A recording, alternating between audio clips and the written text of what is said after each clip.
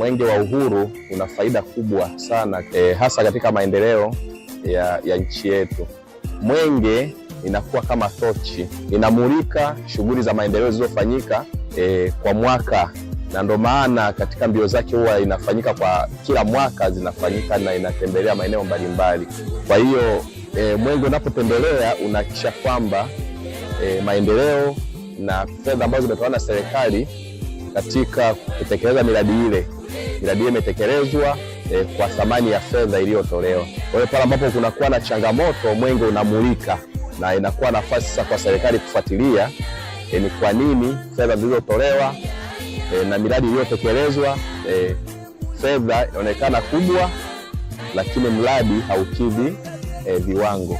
Kingine, mwenge unaakisi uadilifu, kwa maana kwamba labda kama watu wanakuwa wana wasiwasi kutokutimiza wajibu na uadilifu wa matumizi ya fedha, wanaogopa kwamba mwenge ukifika unaweza kuibua.